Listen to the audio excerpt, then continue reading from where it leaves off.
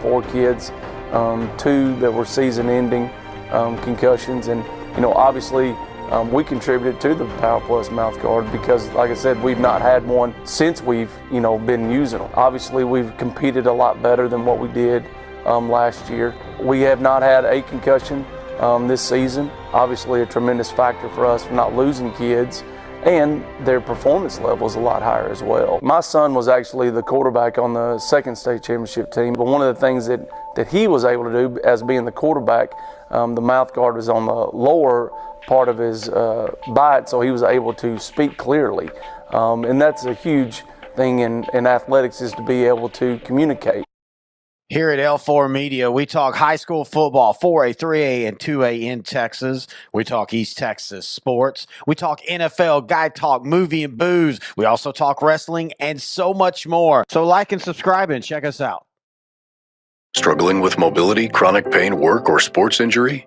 At Azalea Orthopedics, our team of highly trained physicians specialize in complete orthopedic care, pain management, sports medicine, physical medicine, and rehabilitation. If you've sustained a bone or joint injury, have mobility or movement problems, struggle with pain, contact Azalea Orthopedics. We're conveniently located across East Texas, serving 18 counties. When visiting your doctor, urgent care, or hospital, you have a choice. Demand Azalea. At Azalea Orthopedics, your health is our priority.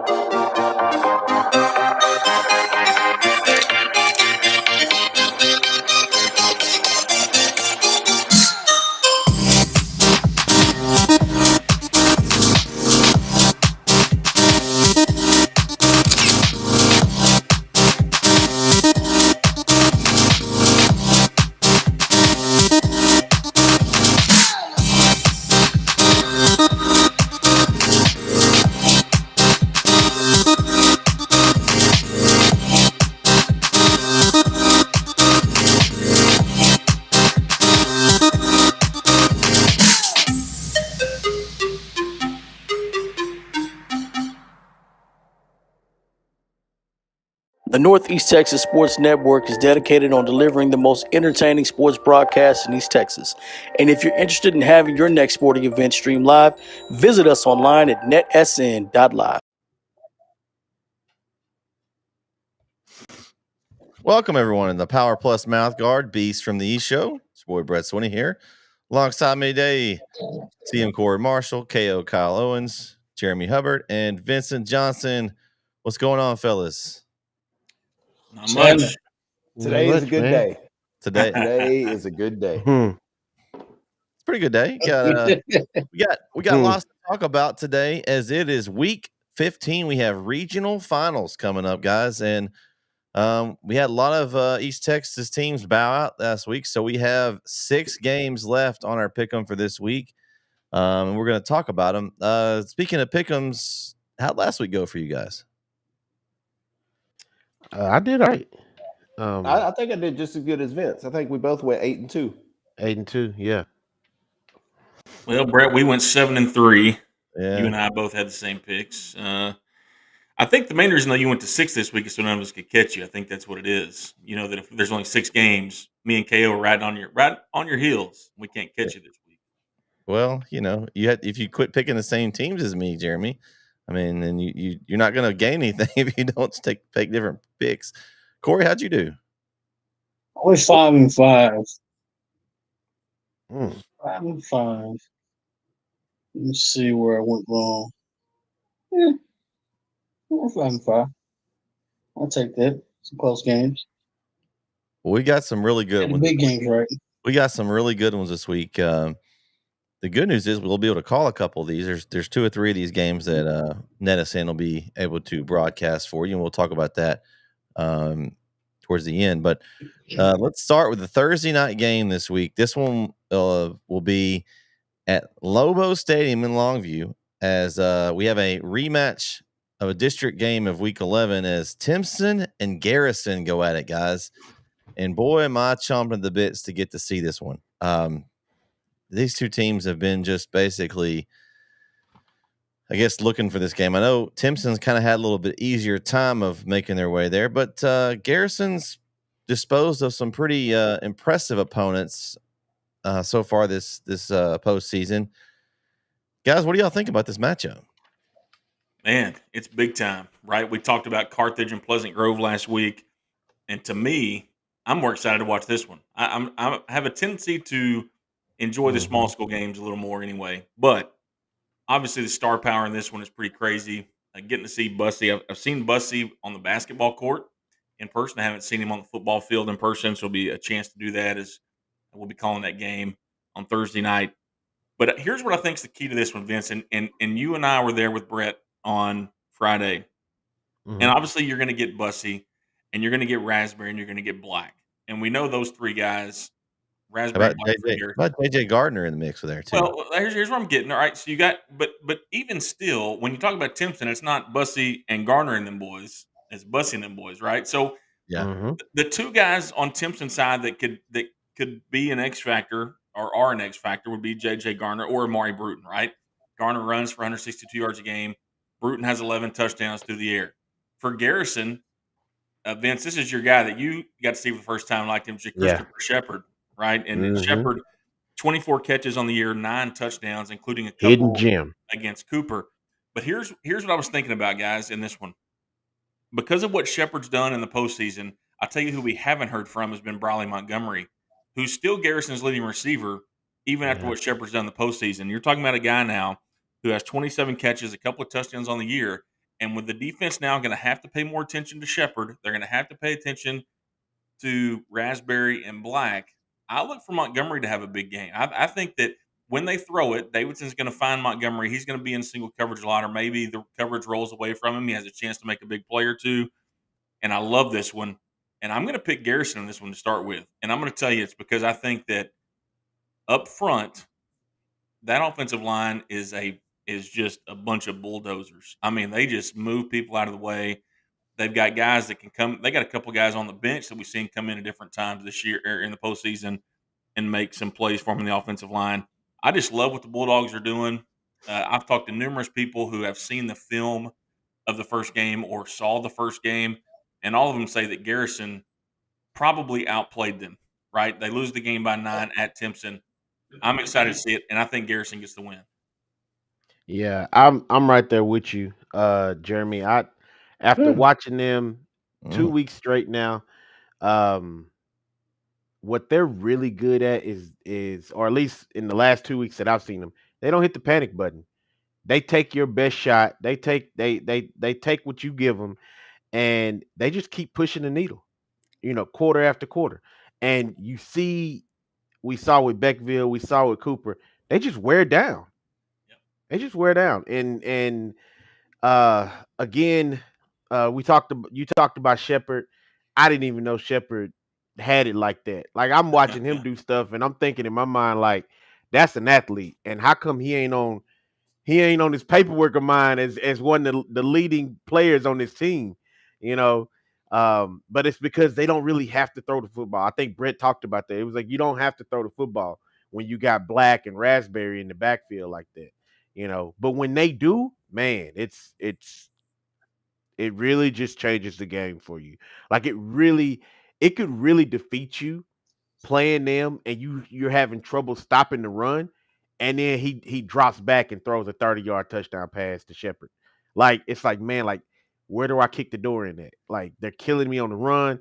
I'm trying to key in on that. I'm trying to focus on that, and then bam, Shepard's wide open behind me. Yeah, You know. Vince, they were running the dive for 10 yards a pop on Friday. Yeah. Like it's not like they're Yeah. running crazy stuff. They're just man on man blocking, running the dive. And And the other thing about it is, Vince, is they know each other. What Timpson's been good at this postseason has been, by the time you look up, it's 28 to nothing. That's yeah. not going to happen on Thursday with Garrison. They've No. seen him, they know him. So Nah. that factor's Well, gone too. the Jeremy Hubbard effect could be in effect for this one. Yeah. Oh man, I think they're gonna stay patient, just like with everybody else. I think they'll stay patient. Timpson's gonna try to run up the score, but I don't think they will. I don't No. think they will, and I think Garrison's gonna stay patient. And again, you're gonna see what I think might happen is you're gonna see Garrison just wear them down over time too. So I'm going with Garrison myself.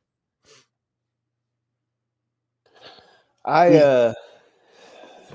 Yeah, this is going to be a tough one. It's going to be a tight game.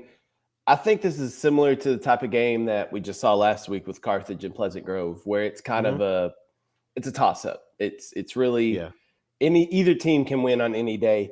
But I'm also going to liken this to the Carthage Pleasant Grove game. To be the best, you have to beat the best. Garrison hasn't proven they can beat Timpson yet. They have not done it. In the past few years, Garrison has not been able to beat Timpson. So that is their nemesis. So because of that, I'm taking the Timpson Bears. Give me the fighting bussies and them boys. This is your new theory, Kyle? This is your new theory, huh? My new theory. You gotta beat. So let me add to that real quick. I was gonna bring this up. All right, so I couldn't figure out why I wanted to go with Garrison so much, knowing what I know about Timpson, and I felt like I should have applied the same theory that KO's talking about that I used for last week with Carthage. I should have used that. I should use that same theory here. The only difference is I saw Garrison. I saw all of that glory, and I kept thinking in my mind, how do you beat this? How do you beat this? Timpson proved to beat it in week 11. They proved they did beat it in week 11. So they did, but I'm pretty sure they walked away with some scars. I have no doubt. Like that's what I'm saying. I think Garrison is a really good football team. I think if they were in a different region, maybe outside of Region 4 with Refugio, if they were in a different region, they would get out of the region easily. Oh, absolutely. I think they're a really good football team. So, but Timpson has Garrison's number right now. And so because of that, I'm not picking against Timpson right now. So listen to this, Vince. You'll like this. In their last meeting, we don't have stats for Timpson for the last game, but Garrison actually threw the ball 20 times against Timpson in their first matchup. Davidson was 11 of 20. And I mentioned Bradley Montgomery. He had 5 catches for 78 yards. So he had a big game against him last time. But listen to this. Here was the difference in that game. They held Marion Raspberry to 14 carries and 28 yards in the first one. But now J.D. Black ran for 130. So J.D. Black had his. But I have a hard time believing you can stop Raspberry twice in 1 year. To me, it's more of a reason when you see Raspberry, man. I've seen him on film. I've seen him. He's nice. I've seen him, and that's what I'm saying. Like either team, if Garrison comes out Thursday night and beats Timpson, I'm not going to be like, well, that's a shock. Like, no, I mean, I can see Garrison winning. I really think this is going to be a really good game. I'm not picking against the Beast yet. I'm not picking against Timpson. Just like I wouldn't pick against Carthage. I'm not picking against Timpson in this game. Like I just can't do it. Hey, I understand. If I did see it, I would have easily went with Timpson. Yeah, see, I haven't seen either one of these teams, so I'm going basically off and just see that's highlights. The truth. Like I haven't seen Timpson this year. What are you doing Thursday night? Because there's a pretty good game going on there. I know, but I'm going to. I'm actually going to have dinner with my mama because I normally do that each week, and I haven't done it the past 2 Thursdays because of football games. So I am not calling a football game. I'm not shooting a football game. I'm spending time with my mama. Good news for you though. You maybe I can watch it. You can catch that somewhere. Yeah, I will. I will be watching the dog game. I mean,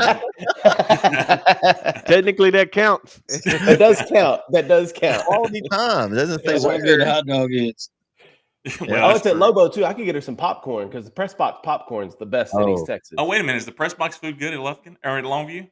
The popcorn is the best in East Texas. They do have food there. It's basically just like a mini concession stand up there. They just kind of because we've gotten spoiled. We've gotten spoiled the last few weeks, Brett. Let's be honest. But that's a whole nother conversation.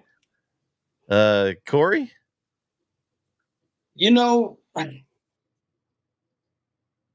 if Timpson's rocking, I'm rolling. You know what I'm saying? I've seen Garrison, and I've been very impressed with Garrison. But I love movies, right? I love a good movie, a good sports story, right? And I love for the good guy to always get it in the end. You know what I'm saying? He's gonna make it. You know, if you ever seen The Godfather, right? When Michael Corleone took over, and at the end his dad's like is telling him what's going on, and at the end he finally got the revenge over everybody. That's what you want, right? I want Terry Bussey to go out on top. I want him to finish this. Just finish it. You've done everything. You've committed. You've gotten Mr. Texas football. put them away. You know what I'm saying? This is stiff task. It's hard to beat. It is hard to beat a team twice. That's the only thing that just stands out to me is it's hard to beat a team twice because they're not going to do the same thing they did the last time. Most teams learn from their mistakes, especially this far in the playoffs. But I'm gonna go with Timpson. I'm gonna go with Timpson, and I think Superman's gonna have his cape on that night. You're the best player in Texas for a reason. Prove it. And it's gonna be the ball's gonna be in his hands. Let's go. Make some play. He's gonna play two ways. There's no question about it. He's not leaving the field front. I don't think he's leaving the field front. He's got to be Superman in both offense and defense. So we'll see what happens, but that's gonna be a good game. That is a mini Super Bowl. Yeah, this will be my fourth week in a row to call a game with Garrison involved. So like you guys said, I've been impressed by them. They're just impressive. But then you got Timpson sitting over here, and they just keep trucking along. They've beat everybody in their path. I know their path has been a little bit easier. Let's be honest, than the Garrison path. So will they come out focused? I think they will. I just can't pick against Terry Bussey. I'm kind of like Kyle. I just can't pick against them. I think this is going to be an incredible game. I think this is going to break the curse, the Jeremy Hubbard curse. I think this is getting broken in this one. I think it's going to be back and forth, haymaker after haymaker. Very similar to the Beckville game, but Bussey has more help. Jacoby Williams, he just didn't have enough help to combat what Garrison could do. Bussey's got help. He's got Gardner. He's got Brute. He's got those guys that can help take the load off. And I just think he's going to have a little more help than what people think. And Bussey's good himself, but I've heard Garner's probably maybe even better than when it's all said and done. So, he's a little bit bigger and stockier The runner. only thing that I'd be afraid of if I'm Timpson, like y'all hit on before, Timpson's gonna grind the game out. Like, you know what? I'm not gonna give you the ball back. If we start on the 5, I'm gonna take it 5 plays at a time. Garrison can do the same thing. Until we score. That's what makes them so dangerous. They can do the exact same can. thing and keep They and can. take the air out the ball. We saw it the other day against Cooper. Each team had the ball once in the first quarter. They had it 3 times each in the first half, and I think that it plays into Garrison's hand. If you're, in my opinion, I think that the shorter the game gets, you take the air out of the ball, then they got a chance to really win it. Because Garrison's just gonna chop wood the whole game. Yep. Like, I got a 7-point lead. This is a wrap. But here's the thing, Corey. You mentioned this, and I disagree a little bit. Is Garrison's going to do exactly the same thing in the second game against Timpson? They're not going to change who they are, and that's what I appreciate about them is what's coming.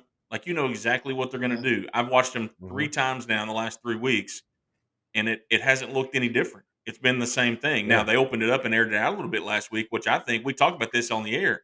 I think it was for Timpson's benefit to give them some more stuff to have to work on.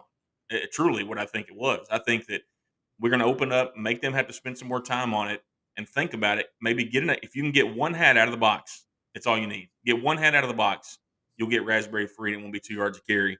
And I think when it comes down to it, of all the athletes on the field, give me Garrison's 5 guys up front. I think that makes the difference for me. You mentioned that it's coming.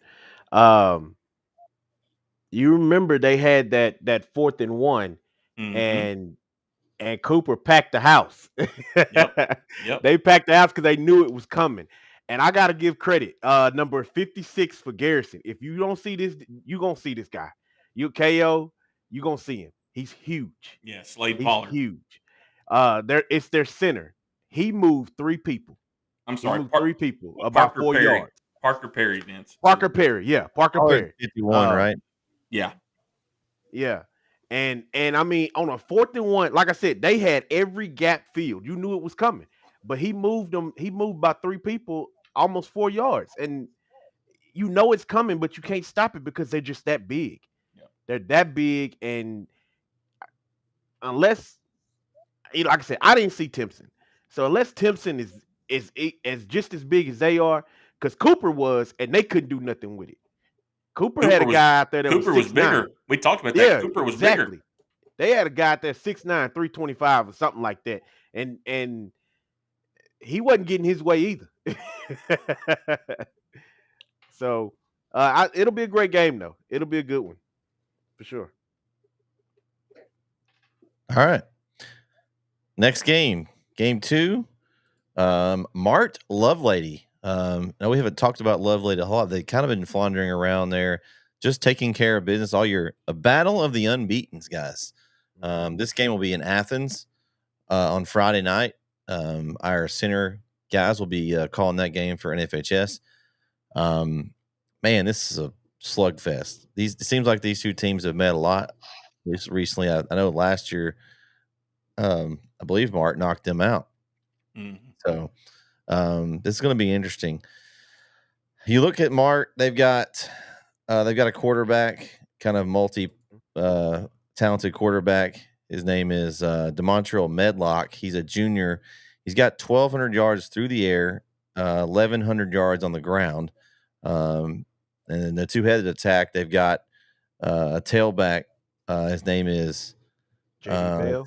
JD Bell. Yeah, JD Bell's got 2,000 yards on the season. He's averaging 156 yards a game.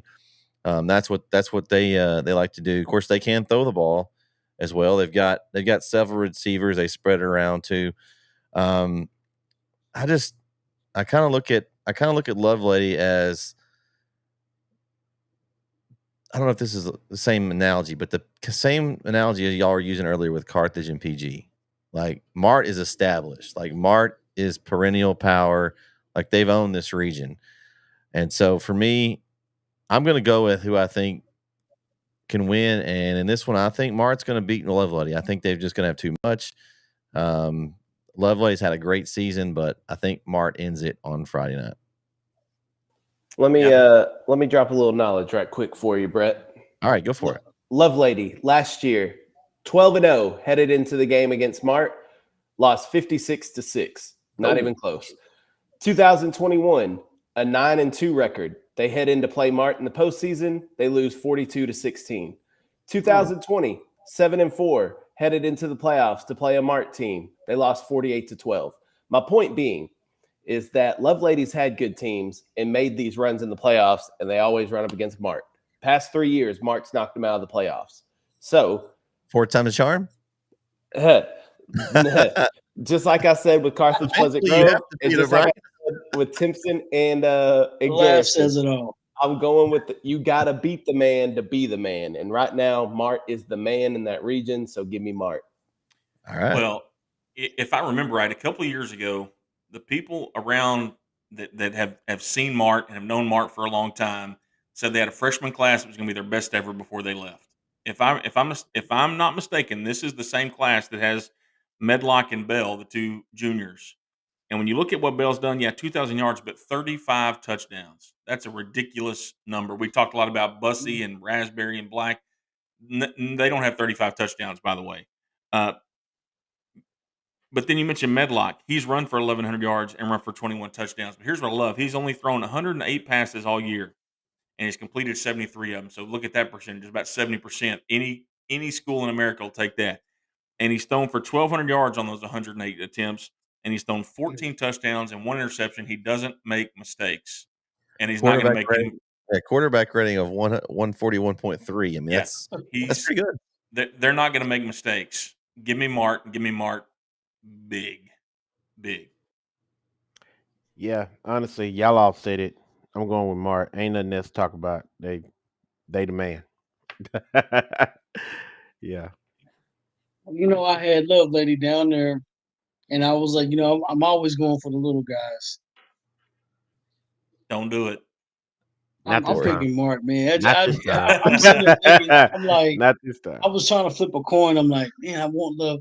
This, get over that hump. Beat those guys for a change. And then I'm thinking what Kyle said, well, they hadn't scored 20 points on them in 3 years, right? Mm-hmm. So, and going into a game, that other program knows going into a game like we own you. You know what I'm saying? It's psychological warfare, right? You know, going into the game, like something's got to give. You know, if your love lady, is it that year? You know, like, do Corey, you turn the corner this year? use your I theory. don't know. Hey, use your theory like you did with Argyle. Eventually, they have to lose, right? Yeah. But Not Argyle yet. won like 6, 7 championships in a row. Martin Not ain't yet. even They won that don't. many in a row. You know, not just yet. I got tired of hearing Argyle's name. They got to lose eventually. But I'm not tired of hearing in Mark. Yeah. I don't know. I want Lovelady to win because I want the little guys to win. But Mark's probably gonna take this at this level. If you have 3 or 4 good athletes, you're probably gonna win. And it's they got the ball, they got the athletes. Although Lovelady does have an impressive offensive line, they're pretty big. I give them that. All right.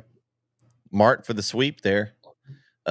Game 3, another banger of a game. Dangerfield and Newton. Man, I got to see Dangerfield. Jeremy and I did on Friday night, and they are clicking on all cylinders right now. I mean, I don't know. I'm not sure. We got to see Harmony the week before. And I just don't know. Like, Harmony looked good, but man, Dangerfield looks really good right now. I mean, they're just. It's just hard to imagine them taking an L. I mean, you got Chase Johnson back there. You've got Lewis in the backfield to hand off to, and also Williams. And then he's got these guys to fling it around to. He's got Mosley and Simon Jones. And, oh, by the way, some guy named Aaron Hampton. I don't know if you guys ever heard of him. Him. Mm. Man, he's just got so many weapons. They're big. What do you say? They're big. They're fast. Vince, what's that? They're big. They're fast, and They they're ugly. big. They mean. They ugly. And they're There you ugly. go. I hadn't figured that one out yet, but I know Newton's good. They're undefeated. It's going to be a good game, I think. Just seeing what Dangerfield has as far as weapons out there, I just don't see. I don't see Newton being able to stay with them. I'm going with Dangerfield in this one, guys. I think they take the region and they have a really good chance to make a little run. Well, when you look at back at Dangerfield's season, obviously got off to a little bit of a rocky start, but they played a really tough schedule. Once they hit district, though, they just started rocking and rolling. You take out that Harmony game, and the Dangerfield defense has been playing lights out for about the past 2 months. Like, they have been playing really good defense. And I know y'all got to see it Friday night, but Dangerfield, they're flying around, man. They're playing on a different level. That's the Dangerfield team we see now is not the same Dangerfield team that played Harmony. If Dangerfield and Harmony played today, Dangerfield would win, I think, pretty handily. And you know how I feel about Harmony, but I'm impressed with Dangerfield right now. I really think they have found something defensively, because West Rusk, a good offensive football team that looked mediocre Friday night, and that wasn't by any fault of their own. It was Dangerfield forcing them into that. They couldn't get anything going, at least while I wasn't there in the first half, couldn't get anything going on the run game. The only reason they scored was because of a trick play. So it was just kind of domination from Dangerfield, and it's been that way the past couple of weeks. They did the same thing to Hooks. So, I'm taking the Dangerfield Tigers, man. I think they are absolutely rolling right now, and I think they're going to be a tough out for anybody they have to go up against.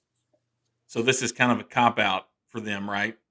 Quite honestly, I think going to the Harmony game, I think they were bored. I mean, if you look at how it had gone the last month before they played Harmony, I think they'd given up 6 points the entire district schedule, and they caught Harmony a team that I don't think gets bored. I think the style that Harmony plays, I don't think you can. I don't know. There was a difference, right? We talked about this a lot. Can Dangerfield put it all together and do what we thought they could do and what we saw them do last week? And I will say that I think that you're right. From seeing Harmony and Dangerfield back to back weeks, I think Dangerfield, if they were to play this week, would just do bad things to Harmony, and that's not even a bad thing. But I think Harmony's a good football team, right? Like, I don't think I don't mean that negatively towards him, but I watched what Newton did to him also, and Newton had some athletes that were flying around too, and it gave Harmony trouble on Friday night. So now, with that said, I think that Dangerfield is locked in. I think KO's right. Seeing them in person Friday, they are playing at a whole different level, and that's on offense and defense. They were spreading the ball around. Chase Johnson had all day to throw the football numerous times, and he was able to find guys like Kenny Mosley. I mean, obviously, Bubba Hampton. When you get him the ball, that's great.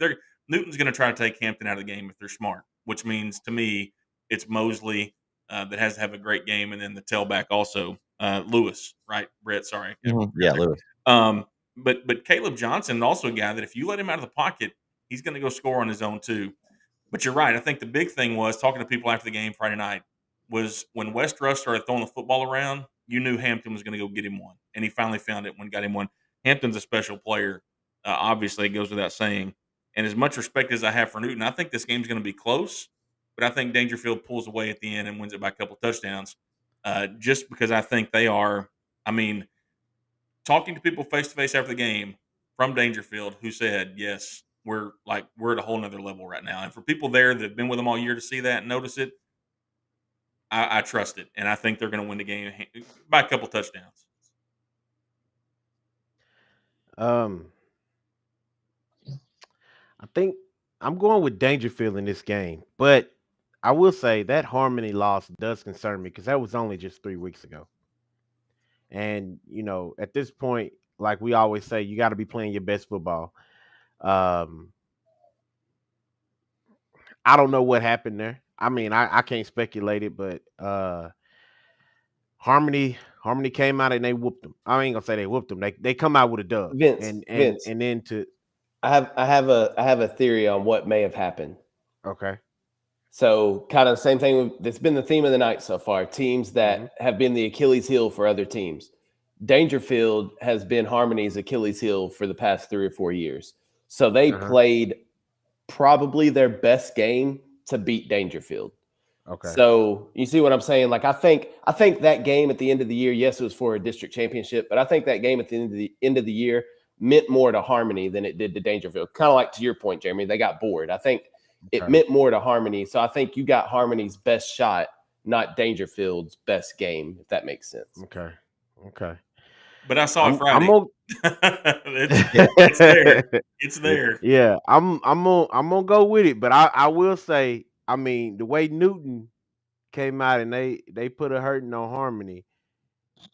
Again, revenge game because Harmony knocked them out of the playoffs last year. I'm not saying this is the end all be all, but I think it has to be taken into consideration. These teams with that have a chip on their shoulder wanting to take something out on a team that knocked them out of the playoffs the year before. Yeah.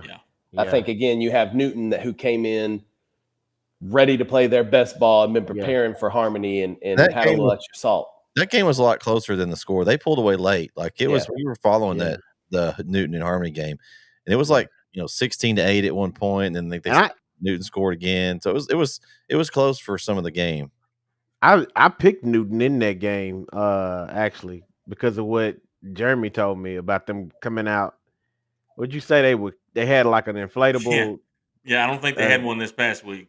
Yeah, and I for me personally, I don't. People make you call me a hippie or whatever, but I do believe like that energy that you put out there in the universe, it does come back to you, and that's what changed my pick was when you said that because I had Harmony at first, and I said nah, because when you do stuff like that, it comes back to you, and it apparently it came back pretty handily. So, man, everything is telling me that Newton has the opportunity to win.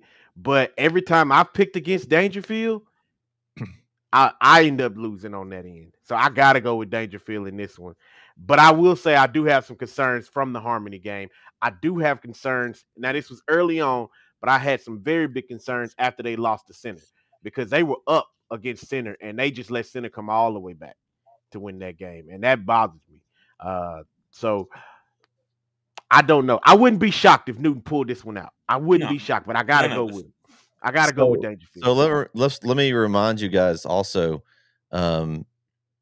Chase Johnson missed a few games. Remember, he was in the car wreck. So I don't know exactly which games that was. What I know the Timpson game he was out, and I think the Center game he missed too.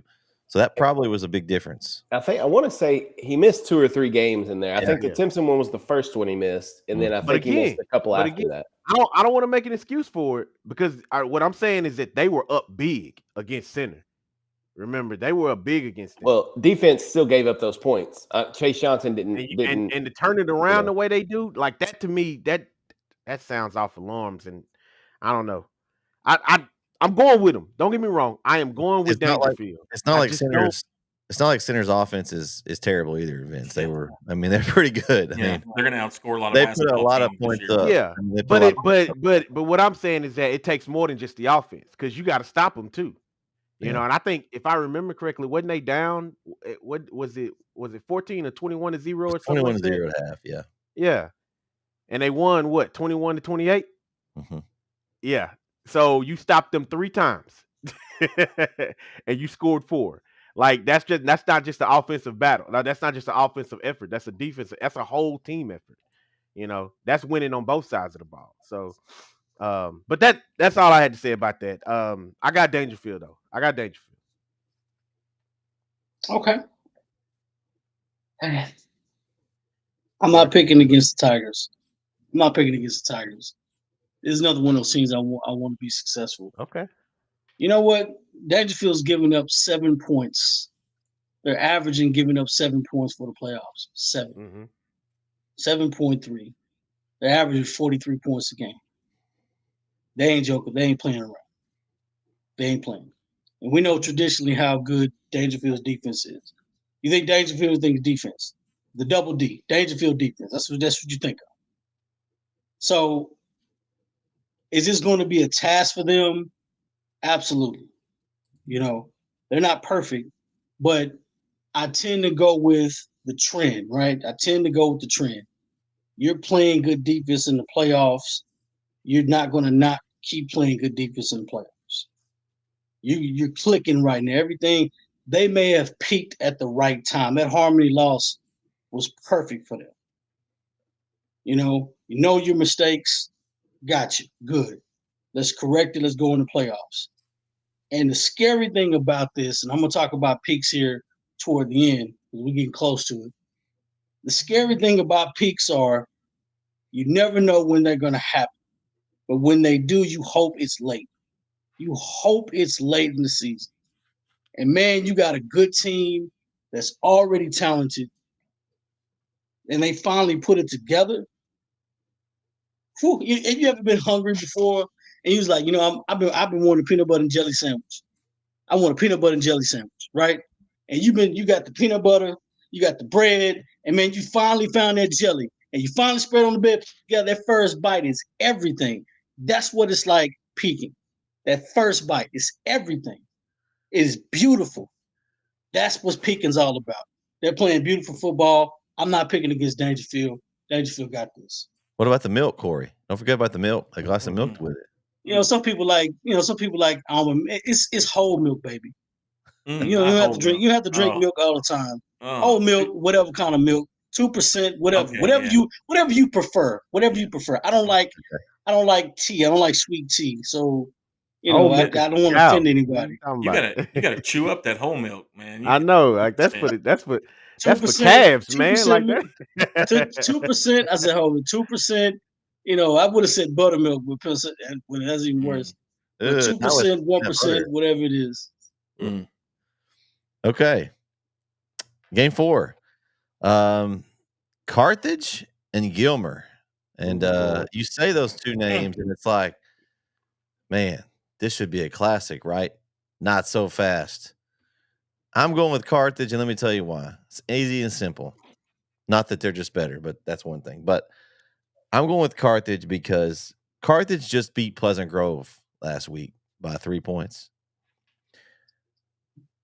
Pleasant Grove beat Gilmer in district play in Gilmer 63-28. Carthage buy as many as they want in this team, fellas. So Gilmer, go back to round ball. it's going to be like I'm in the booth. It's going to have that Jeremy Hubbard effect without me being there. I think it's going to be a blowout. But here's the most important thing. I'd like to think of myself as a lifelong learner, Vince.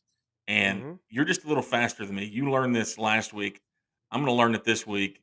We're not picking against the King, right? For any reason. We're not going against them. I'm going to pick them and every game they play forever, maybe, unless they're playing like Texas or something. I don't know. But here's the thing. As much as Gilmer has improved over the course of the year, like the win over Aubrey is a good win, right? The win over Center in the playoffs, that's a good win, right? But man, they it's over. This is not a program game like we think of a program games because Gilmer's not Gilmer. Carthage is Carthage, and they're going to win by as many as they want to. Yeah. Yeah, this normally when you hear Gilmer Carthage, you know it's going to be a banger of a game.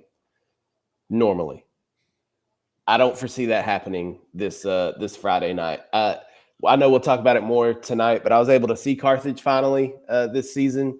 They are the real deal. They every phase of the game they're complete. Yeah, I really like what Gilmer's doing, and Gilmer's playing with a little. And I meant to say something about this last week. The week of the Gilmer Center game for By District, they had a tragedy in Gilmer where a kid's mother got killed, and he suited up in his jersey, not pads, for that game. And then at the end of the game, Coach Metzel gave him the game ball or the trophy, and he held it up. And all the coaches are wearing hoodies with a Bible verse on the back, and then the names of the victims on the bottom as well. So I think they're playing for more than just football in Gilmer, and that's tough to stop. That when you run up against that, that's one thing that can carry you a long way. But with all that being said, Carthage is Carthage, and I just can't see Gilmer beating Carthage unless Carthage just completely blows the game, which Gilmer can force them into turnovers. Absolutely. They could try to confuse young Jet Surratt back there, but there's just so many weapons on Carthage, and that offensive line for Carthage is huge. Yeah, I think Carthage wins by probably 3 or 4 touchdowns. Yeah. They the king. That's the truth. And man, you know one thing that I look at when I look at Carthage is that every other team we talk about usually there's always like this standout player, this outstanding player that we point out, right? And how well they play and how that play from that player is what lifts that team up above everybody else. Like when we talk Carthage, we don't really mention that a lot. We just talk about how dominant they are. Um, it feels like they're just not any real superstars on the team, but that they just do their job. And that's good from a coach's standpoint. To me picking Carthage has more to do with the coaches than it does the players at this point. Because these players are just keep reloading. They keep every year, and you can't think that every year they got Jacoby Williams coming in or Terry Bussey coming in. Nah, they just got some average Joe, Mr. Vincent Johnson over here, but I'm gonna train him up and I'm gonna teach him how to play Carthage football. And I love that. I love that so much that I'm gonna pick them every time. I was ready for them to fall this year because I heard that they had a sophomore quarterback, and I said, this is the time to do it. They had a couple of teams that were looking polished, that I thought could have done it, and they outlasted all of them. So I'm through with picking against them. Um, I'm riding that wave. I'm riding the red wave. Vince, I see what you're saying, and I think I'm gonna help out your point just a little bit because I don't think you wanted to discount that Carthage doesn't have good athletes over there. No, I'm not saying they don't have good athletes. That's not what I'm saying. They got a bunch I'm of just Vincent saying they don't Johnsons. have. They got a bunch of Vincent Johnsons out there. That's what you said. Well, hey, I wasn't a bad player now. I can get down. But I do agree with you, though. It's more of instead of like when we talk about Simpson, we talk about Terry Bussey, which obviously he can't do it by himself. He has to have an offensive line out there that's blocking for him. Exactly. But to your point, I think Carthage is more of they're a well-rounded team. It's not one superstar athlete that just stands out. I think it's because they have so many dudes. Like you couldn't name them all. They got dudes everywhere. I mean, they're all over the field, man. And they could beat you. Like it doesn't have to be okay. They run the football real well. No, they can pass it too. They'll do whatever it takes. And I watched it, and man, what really sold me on it was when I watched them play against Van. I know some people may not think Van was on their level, but I'm telling you, Van was playing good football. And that first half, I watched how they were just taking what Van was giving them. They wasn't. It wasn't even like, and that's just Jeremy could probably attest to this. Like, it wasn't just that they came out there and said we're gonna do what we do and that's it. Nah, when that didn't work, he changed it, and immediately it became okay. If they're gonna give up that 5-yard little slant, they're gonna give up that 5-yard hitch route. I'm gonna ding them for it every single time. And that's what he did. And then in the second half, it was a whole different team. In the second half, they came out and it was a different offense. They just started changing up what they were doing, and I was like, man, like that's good coaching. Like it ain't even about the. I mean, I don't want to say that the players. I'm not saying nothing bad about the players, but I'm saying like it wasn't even about them at this point. The coaches was like, I'm not losing this game because I just want to get in my way. They made the right You know, adjustments. they made the adjustments, and when I see that, I'm done. I'm through. When I see, because you don't see it all the time. Everybody don't make adjustments. They just do what they do, and if it don't work, we finna sit here and ride this clock for the next 48 minutes and pray we get out of here with something. But I've seen them coaches make adjustments, and I was sold from that day forward. So I say this a lot in basketball, and me and Vince talked about the Van Carthage game, and I say it's the game, it's the game within the game. Like the players are playing the game, but the coaches are also playing the game amongst themselves. Chess amongst match. themselves, Oh, absolutely. you move here, I move here. I move here, you move here. Okay, what do Mhm. sometimes the other coach's tendency. He's not gonna run this on 4th and 1. Oh, yes, he is. He's probably it's a fake. I know it's event basketball is a little bit easier. Football, you can disguise a lot of stuff. You know what I'm saying? So it just tendencies. But I will say this though. Um, speaking about momentum, like I said before, and peaking at the right time. Y'all know what a crescendo is? Any band students? A crescendo? It's a gradual increase. Gradual. That's exactly what Carthage does. They don't peak here. They don't peak in week 5. They don't peak in week 6. They gradually go up into the playoffs. You get to about week 12 or week 11, whatever that week is when they start the playoffs, they're at that best when they're playing at that week. They click to another gear when it comes to the playoffs. I figured, Pleasant Grove, to me, I can say this outside of Blue Faith. I thought Pleasant Grove was a better team. Okay. Carthage is just a better program. And it's going to be disrespectful about that at all. Well, we already knew they were a better program. They just flexed their muscle a little bit. It's like no matter what you do, I've got 9 championships now. We've been here before. That Red Sea, what's it called? That Red Sea is just here. Like they plant that Red Sea flag, and it's like, dang, coming. Like what? Like what are we gonna do? You know what I'm saying? It's like, oh, we're up by 21. Carthage just not in a hurry. Just look at you guys. Calm down. We've been here before. Just chop wood. Let's just keep chopping wood. And it's like everything. It's like at one point they were up 14. And by the time we got done with our game, I looked at the score and I looked over at Jeremy. I said, Carthage tied it up. and it's like and this. Jeremy said, it's like, I can't say what Jeremy said though, but Jeremy shook his head and was like, wow. And I was watching them. Oh yeah, Pleasant Grove, yeah, Pleasant Grove, yeah, this is good, this is good. And all of a sudden the big Red Sea just I was listening to this thing about Tim Duncan today, and all these players were like, you know what? And they had this thing about Tim Duncan, Jeremy and Brett, you probably can't kick out of this.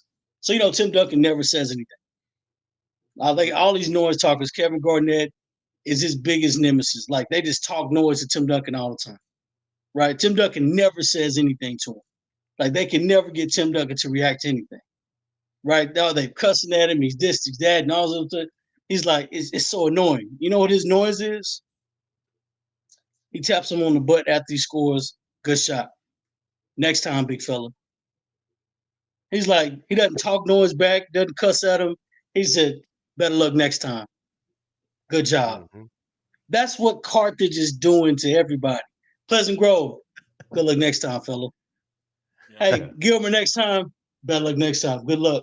Good year. They don't talk any noise. They don't say anything. Tim Duncan, Corey, this is the only thing he ever does. Like, yeah, where's my they don't foul have call? to do anything. Foul. Tim Duncan never fouled his entire career. We could get off on a tangent, but that was one thing I didn't like about him. He does foul. He does. Never. Foul. But anyway, every time the foul would fall on him, he was like shocked. Like, that's not me. That's the Spurs way. That's the Spurs way. They're always perfect. But I'm just like, but that's what they do. But that's what Carthage does. Yeah. Good. Better luck next time, big fella. Oh, you almost got me. Too slow. I was like, we're up by 21. It doesn't matter. They don't get the expression never changes. You know what I'm saying? It's just a big red sea just rolled across, just like this. Just stoic. Just boom. Next thing you know, you're up by 21 and you're down by 21 in the fourth quarter. Like, what do you do? Like, I'm tired of picking against Carthage. All right, Carthage is gonna win against Gilmer. Gilmer may have a couple of good plays. They may throw a couple of picks. It may be 21-17 and half Gilmer. Who knows? I know at the end of the game, the fourth quarter, the Big Red Sea is gonna keep rolling. They're gonna tap them on the butt. Better luck next year. We'll see you next year. Doesn't matter. They're gonna finish the game. All right. Game 5, guys. A rematch from week 11, game that a few of us were there at, as Chapel Hill and Kilgore will travel over to Longview and play a rematch game at 7 p.m. on Friday. Man, guys, I think this is the one everyone's been looking forward to, the rematch. Haven't called any of the Chapel Hill playoff games. I've gotten to see some, but they have been playing a lot better on defense. I mean, the offense has still been there. I was impressed by this Iowa Colony win. The fact that they only allowed, they gave up that third touchdown was a block punt. Iowa Colony scored. But other than that, it was 14 points allowed against their offense to 42 for Chapel Hill. I mean, we saw what they did to Lindale the week before, and Lindale beat Chapel Hill. Of course, I think that was a little bit of a scheming thing, and Lindale did a good scheme, and Chapel didn't play well. But Kilgore struggled a few games. Now, they struggled with Bay City. They were able to put up some points on Needville, but I think, I don't know, they just haven't been playing as well to me. I think this is one of those games we talked about it, a rematch game, is who's – I think Kilgore came out really focused for that last game because Chapel Hill beat them 3 in a row before that. So now Chapel Hill took that L. Now they're going to be feeling the same way. They want some revenge here. I've seen Coach Reardon, what he's done in the playoffs. He somehow gets them to that other level. Corey was talking about a minute ago with the incline thing. It's not to the same as Carthage. They don't, but I think he does a good job of once they get to the playoffs, they're peaking at the right time. I think this is going to be a really good game, but I think Chapel Hill gets their revenge and they move on, and the Big K's goes on home. Brett, it's called a crescendo. Remember, it's called a crescendo. Sorry, I don't know. Okay, my turn's going with. I'm gonna tell him that. Yeah, I'm gonna do this like a good old city council meeting. I'm gonna give my real quick thoughts, and I'm gonna cede my time to someone else. So here's the thing: Oregon and Washington played a few weeks back, college football, right? Washington beat Oregon at home. They have a rematch this week, and Oregon's a 9.5-point favorite. You know what changed? The best team didn't win the first one. The best team didn't win the first one here. It's going to be Brisbane and Stewart. Chapel Hill is going to win this game decisively, and I'm going to go with those guys, and the Bulldogs get the win. There's a reason why they were number one to start the year, right? They're still the best team. The best team will win this time. I'm going to do the same thing as you, Jeremy. I'm going to give my thoughts, and I'm going to back out of here and let these people fight over it.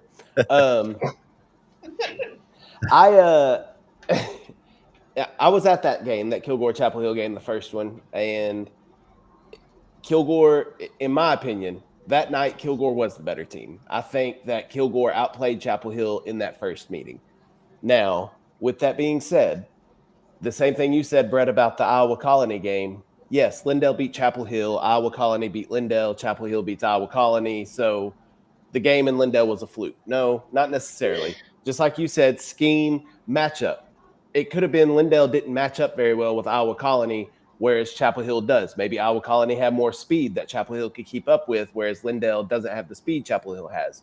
So I don't look at that too much as a deciding factor in this. I've said it all year long about Kilgore. Well, that's not true. After the Carthage game, I said it all year long about Kilgore that they've been playing really good football. I think there's something special about Kilgore this year. Defensively, they fly around and they can really make things difficult. They shut down Brisbane and Stewart when they played the first time. Now, it's very hard to beat a good team twice. I completely understand that.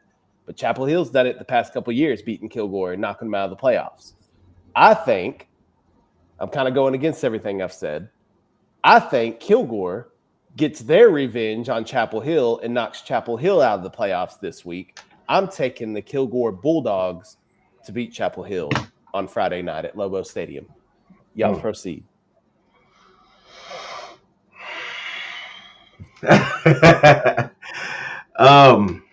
Okay. Man, it's really hard. I try my best to be fair and be in the middle, and I don't like to be a homer. I really don't, for the sake of the show per se. Off the show, I'm absolutely a homer, but on the show, I try to be really fair. So let me say this real quick. Kilgore bested Chapel Hill the first time we played. I ain't finna make no excuses about that. You won't hear that from me. Everything that Chapel Hill tried to do, they shut down. And then they got what they wanted out of us and then got off the gas at the end just because they were through. You know, they got what they wanted and they were through. Frustrates the heck out of me, right? Hey, Vince, can I give you a tidbit that I forgot to say that might help with the argument? So Go ahead. I don't know anything about in concrete, but the quarterback, Derek Williams, did leave the game last week injured and is questionable to play. Six touchdowns the first man. Six touchdowns in the last meeting. KO has re-entered the chat. So, but here's what I'm gonna say though. Here's what I'm gonna say. I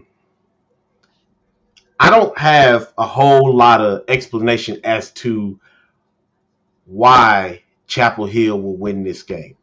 I'm just gonna tell you the truth.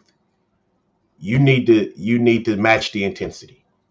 They're gonna come out and they're gonna try to smack you in the mouth again. You need to match that kind of intensity. I don't think that they did last time, and I think that's what shocked them. If you remember, I think the first play from scrimmage they got to Brisbane like that, and you could tell like it was like three of them, and like they came with an agenda, and you're gonna have to match that, and you're gonna have to, and coach, you're gonna have to pull some of them plays that you've been waiting to use. You're going to pull. You may have to pull some of those out, but you're gonna need to match the intensity. And we say all the time, we joke around, it's gonna be a dog fight. This is gonna be a fight, and you're not gonna win from beginning to end. But you need to be in the game at the end. You need to keep fighting. Your back is against the wall right now. I'm not gonna lie. Kilgore is impressive. They are. I'm not finna sugarcoat that. They lost by 3 to Carthage. I don't even know if Chapel Hill could have done that against Carthage. I have no idea because we won't play Carthage. But what I will say is this: Kilgore has an impressive resume. We have an impressive resume. We have an impressive roster. That has to mean something. This is big. This is massive.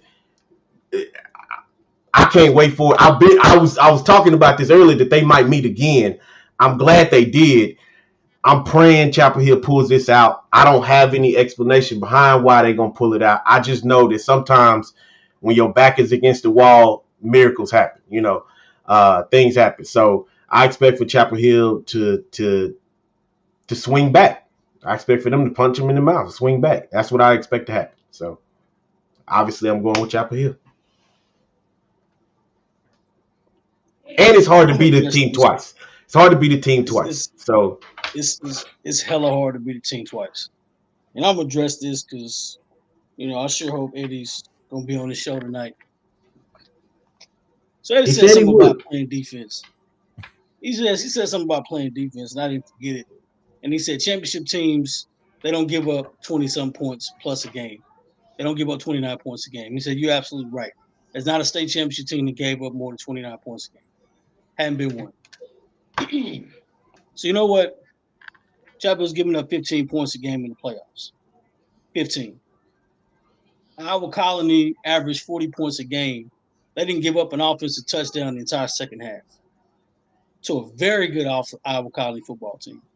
So when I said that, I said I could justify why Chapel Hill's defense gave up so many points, but I didn't want to get in that argument. And that's exactly what they're doing now. Is they're playing the starters the entire fourth quarter. They're blowing people out. They're intense. I don't want to get on the Iowa Colony game. I just want to say this: the quarterback is very good. He's a freshman. Like he is he is every bit as good as they say he is. Quick, accurate, but he kept taking hits. You know what I'm saying? And every once in a while, you don't want to keep taking hits as a quarterback. Ask Shedeur Sanders. You don't want to keep taking hits as a quarterback. It'll change the perception. It'll change the game plan real quick. You know, but just want to throw that out there. Playing defense. Apple's playing great defense at this point in time in the game. I will say this though. I don't agree with what Vince said. I think Kilgore this year, I think Chapel Hill took Lindale's best shot. I think Chapel Hill took Kilgore's best shot. And they both lost those games. Mm-hmm. I think a lot to do with the Lindale game was a lot of scheme. I think Lindale was ready to play. Same thing with Kilgore. I think Kilgore said, F the scheme, forget the scheme.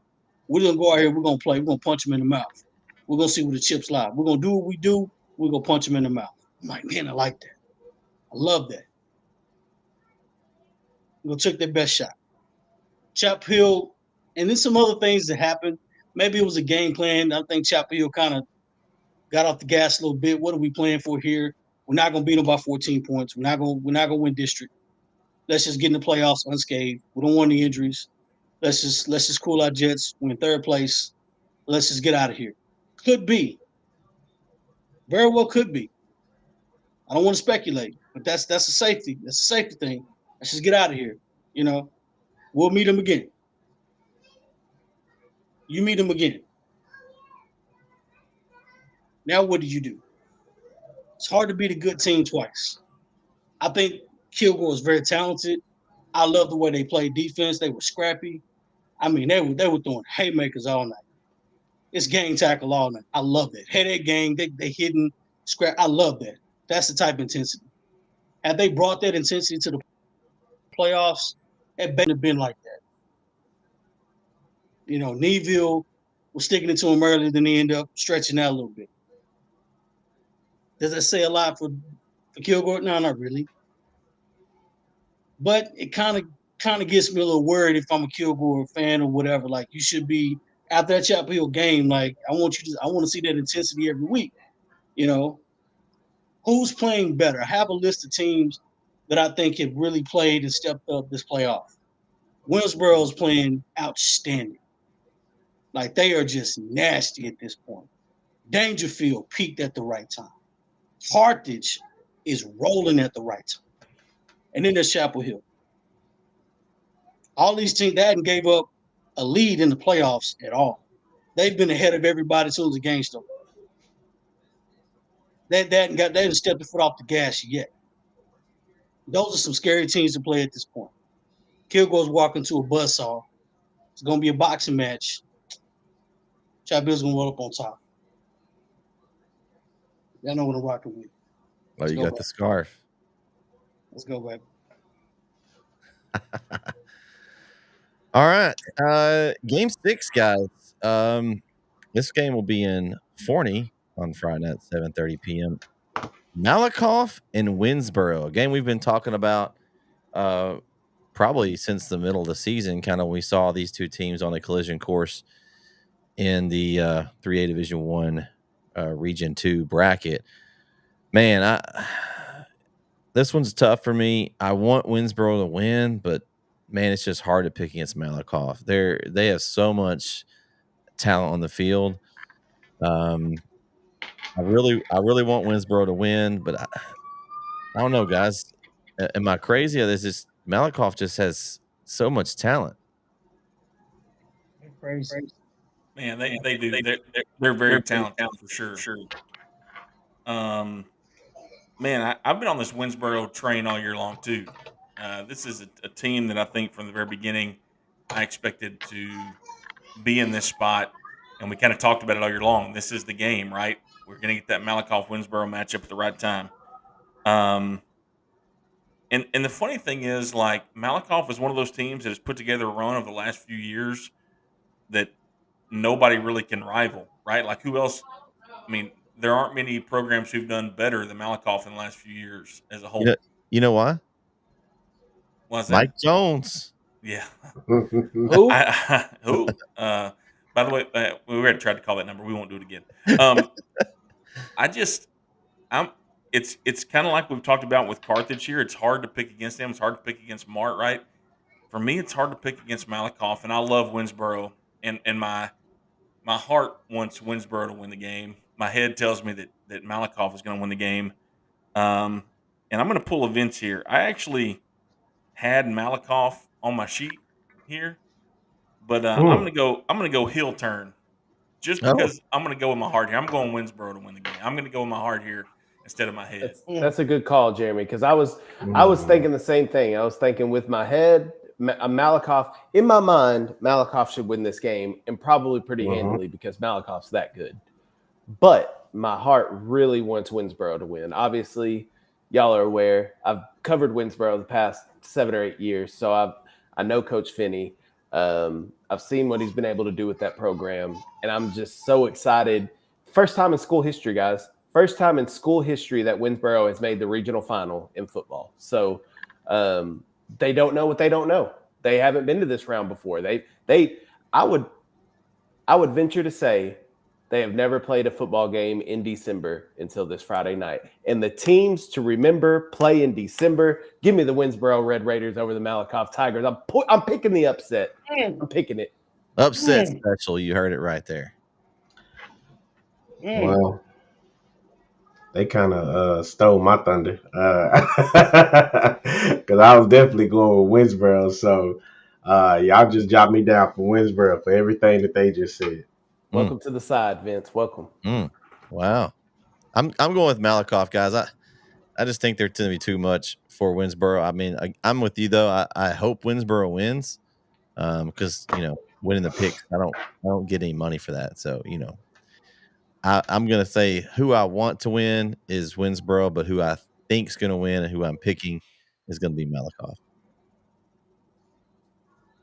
Man, I'm gonna tell you what, I had to change my answer because I can't put Winsboro on the list of the teams that's picking and then go with the cough. So I got to pick Winsboro, but it's not gonna be a bad pick. Winsboro's playing great football, and honestly, Malakoff's probably gonna be the favorite. And man, Malakoff is really good. But I'm rocking with I'm rocking with Winsboro. Wow, you're I going hope they can against pull the it off. cough. Wow, write that I'm down. going against the Corey cough. picks Mm. against Malakoff. That's probably a first I here can't on say that. what I just said. I can't say what I just said, and then renege and be Nah, like, you you know can't. what? You're right. I gotta go with the cough. You can't. I can't do that because Although Westboro's playing good football. I'm going against So my theory I just created tonight because Winsboro was unable to beat Malakoff last year. They knocked him out of the playoffs. And so, well, I guess Winsboro's looking for revenge this year. Winsboro. Man, you could come up with all kinds of Yeah, theories. but don't you think because of that Coach Finney and Kyler Finney have been preparing for this game? Like this is the Oh, I'm game. sure. Since Yeah. they lost it, they've been getting ready. And when you have a head coach and a son that's a quarterback in the same house, and I promise you, that's been their sole focus since I last December. wonder. I heard something this past week. I was watching the Pat McAfee show, and AJ Hawk said that during Ohio, like while he was at Ohio State, each practice, whether it was week 1 practice or week 5 practice, they had a Michigan period where they would just focus on something that Michigan's doing every day. And Michigan probably did the same thing. So to your point, Jeremy, I wonder if Kyler and Coach Finney maybe at the house like, hey, let's watch this Malakoff tape, just see what they're up to, knowing that because we all knew there was a collision course happening between these two teams. So you may be onto something, Jeremy. I bet you they've been watching and preparing for this most of the year. No bedtime stories. It's 5 minutes of Malakoff. We're going to watch a drive a night for a whole year. All right. Well, that's all the picks this week. Only 6. Kind of winding down the teams here. Guys, tell everybody where you're going to be at this week or what you're going to be up to going into the weekend. Yeah. Thursday night I'll be with you over at Lobo to see Garrison and Timpson, what should be a great regional final matchup. And then Friday I won't be with you guys. I'll be in Longview with you, but I'll be over at Pine Tree at Shine Tree. Corey playing a little basketball on Friday. So hopefully I'll get back to town. Don't make anybody cry too bad, Jeremy. Man, hope they don't make me cry. I'm gonna try to get back and watch a little Dangerfield Newton though Friday night in Jacksonville if I get a chance. Hopefully I can go across the street and watch the game. So And maybe you can update that score on the NETSN app, Jeremy. 100%. As of right now, I don't know exactly where I'm going to be. I have a feeling I will be in Forney Friday night at Citibank Stadium for the Winsboro-Malakoff matchup. Really looking forward to that. But Thursday night, having dinner with my mama. At Lobo Stadium. At Lobo Stadium, you're going to get her hot dog. But no, we'll be eating at a Mexican restaurant in Lindale. But then after that, me and Pops are going to go to the house and turn on the Timpson Garrison game. So we'll be watching y'all and listening as well. So Brett, is that on Texan Live or NFHS? That is on NFHS. Okay. And we're also going to have, for those of you that don't want to pay, just want to listen, we're going to have an audio only of the Timpson Garrison game this week also. Well, I got an account with NFHS, so I will be watching. You're all set then. Yeah. I initially said that I'd be with you guys on Friday night with the Chapel Hill game, but my work schedule is going to probably tell me otherwise. This is the last 2 weeks I've been working 6 days a week, so I might be with Brett on Thursday instead. Him and Jeremy calling the Garrison game. Garrison, right? Yeah. Don't forget the Timpson there too. You know, they're pretty good. Oh yeah, Timpson. Sorry, forgot about busting him. No, I'm playing. Disrespect. I'm playing. Right. Yeah, so I'll probably be out there because that's my off day this week. Is Thursday. You know, kind of in the middle of the week. So, Corey, you got any plans for making out anywhere? Yeah, we got something going on this Tuesday. Oh yeah, we do have something going on Tuesday. I forget. Yeah, we got hoops on a Tuesday. Now this will be out on Wednesday, so they'll already the game's already over. Game. Yeah, it's on the Wednesday. I can't listen, man. I haven't been. Listen, I've been off work for a minute. Your days are all messed up, aren't they? My days are all messed up. I got shows I'm catching up, and the holidays. I don't know. I was on turkey time or what. But turkey dress, I don't know what I was on. But I was just kind of focused. I'm like, I'm glad you said something because I was totally gonna drive in on Tuesday. But no, I don't know what I don't know. I really don't know. I'm superstitious. I hate to say that, but I really am superstitious. I went to the game last time and called it, and I was like, they didn't perform very well. So I'm gonna try to see what we can do from here. Last time I went. But I will say this: they've been undefeated. They've been undefeated since I didn't go to. I feel like I'm the bad luck. I really do feel like I'll make you feel better. The last game I called was the Kilgore Chapel Hill game. So, and I'm calling the game this time. So, so that's a good luck charm. Like every time they played them in the playoffs, I didn't go. They won, so I can't. So I want to keep that streak alive. And then every time when they went to state, they got beat that game. I went to 2 games that year. I went to the one and they played Navasota, then go to the state championship game, and they're a favorite and they lose. I'm like, dude, then I don't go to the state championship game because I'm at work. Oh, and they end up winning. So I said, I think I'm maybe just bad luck. I don't know. Both games up in that Kilgore has won. So I'm not gonna be there Friday night. So okay. All right. So take that for what it's worth. Well, like it doesn't matter, but this is like the New Year's or the we gotta name the six, the New Year's Big Six or whatever you want to call it. Well, there's got to be some kind of festive event. Well, Spence will be with me Friday night, so if there'll be a seat in the booth if you decide you want to join us, Corey. If you decide you want to, since Vince is going to go on Thursday. So yeah, but a lot of good games this week, and we'll be at a lot of them. We'll have some good insight for you next week on the weekly wrap-up show. But tonight we talk about last week's games. There was a lot of really good ones. A lot of us were at. I know Kyle's chomping the bits. He's got a lot of good information. We were at a lot of good ones last week. So we made and Jeremy and I did make the double header. It all worked out. It was an interesting day, but a lot of good football was watched. Y'all would not have made it had you been at the Carthage game. 45 minutes to get out of the parking lot. That's why I was late to the West Russ Dangerfield game. Shine Tree, they need to work on their parking. No, it's not Shine Tree's problem. It's Carthage and Pleasant Grove's problem for picking Pine Tree as the venue. That's the problem. Well, you know what that means. Somebody's got to build another football stadium in Tyler. They could have played at Lobo. I don't know why they didn't play at Lobo. You're already in Longview. Just play at Lobo. I'm sure I know there's more that goes into it, obviously. I get that. But, I mean, if you're already in Longview, let's just go to Lobo Stadium. Why are we at Pine Tree? Nothing against Pine Tree. Great facilities. Wonderful field. Love the stadium. It just was not big enough for that matchup. Yeah. I mean, it would be nice to have a 20,000 seat stadium somewhere in Tyler. You got a nice press box, and then one game can be played at Rose Stadium. But no, they're not going to play a game at Rose Stadium. They play both at the 20,000 seat stadium. You schedule. Then they would be glad to play on Saturday. Oh no problem. We'll play on Saturday. We want to play here. We'll play on Saturday. It's a nice press box every year. We'll play on Saturday. Yeah, I'm pretty sure that would happen. Why wouldn't you want to do that? Exactly. You got a video replay board. No snow. You don't have to bring a cameraman. They got refreshments. It's a big press box. Hey, let's make Tyler a destination where people want to play high school football on Fridays and Saturdays. That sounds like a good plan. Hey, and I have a suggestion for next year for Black Friday. Instead of Amazon Prime showing some crappy game between the Dolphins and the Jets next year, how about they come to East Texas and show some high school football third-round playoff action? That would have been better than what was on Prime this past Black Friday. I like that idea. They wanted Aaron Rodgers. That's what they want. They thought they were going to get Aaron Rodgers. Yeah, they got some. Honestly, I didn't even realize the game was on until after it was over. I was like, they got Tim Boyle. Me neither. I didn't know the game was on. I was like, what? Somebody's really playing? I didn't know somebody was playing. I was watching college basketball. All right, well, that's going to do it for the Power Plus Mouth Guard Beast from the East Show. This week, we got regional semifinal games. Those are the picks here from the NETSN crew. For Corey, Kyle, Jeremy, and Vince, we'll catch you next week right here on NETSN. See you, everybody. Peace.